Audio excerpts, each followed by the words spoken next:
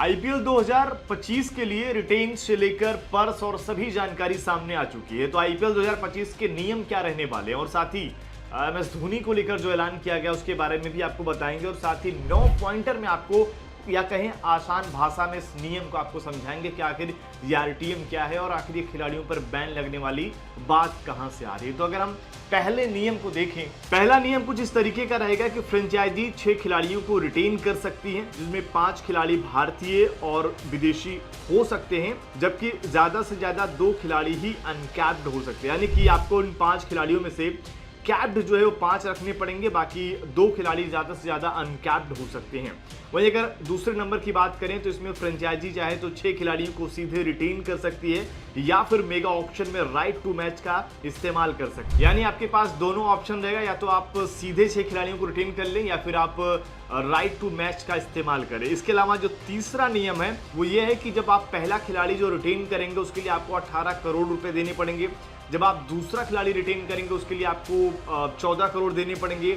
आप तीसरा खिलाड़ी रिटेन करेंगे तो आपको 11 करोड़ देने पड़ेंगे और वहीं फिर चौथे में फिर से 18 और अगर आप देखें 5वें में फिर से आपको 14 करोड़ देने पड़ेंगे। तो यहाँ पर ये एक थोड़ा सा टीमों के लिए सवाल रहेगा, क्योंकि अगर ये 5 खिलाड़ियों को रिटेन करते हैं तो इनमें लगभग इनका जो पर्स का आधे से ज़्यादा पैसा खत्म हो जाएगा। तो ये थोड़ा सा देखकर इनको काम करना पड़ेगा, क्योंकि उनमें से अगर आप देखें आरटीएम या फिर इन सभी चीज़ों का इस्तेमाल करना पड़ेगा।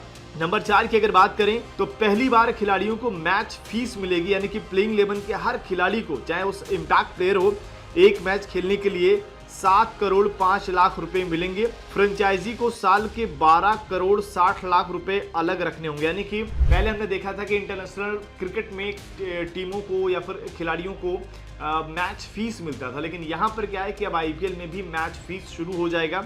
वहीं नंबर 5 की अगर बात करें तो ऑक्शन पर्स को 100 करोड़ से बढ़ाकर 120 करोड़ रुपए कर दिया गया है। वहीं कुल सैलरी कैप 146 करोड़ रुपए हो गया है। यह सैलरी कैप 2026 में बढ़कर 151 करोड़ और 2027 में बढ़कर 157 करोड़ हो जाएगा। यानी सिर्फ सोचिए आईपीएल किस लेवल तक पहुंचने वाला है कि 157 करोड़ का पर्थ रहेगा, यानी कि खिलाड़ियों की बोली भी 50 करोड़ से ज्यादा लगने वाली रहेंगी। नंबर 6 की बात करें तो बहुत सारा विवाद हुआ था इम्पैक्ट प्लेयर को लेकर कि शायद बीसीसीआई इस नियम को हटा देगी, लेकिन ऐसा कुछ नहीं है। बीसीसीआई इम्पैक्ट प्लेयर नियम को बरकरार रखेगी।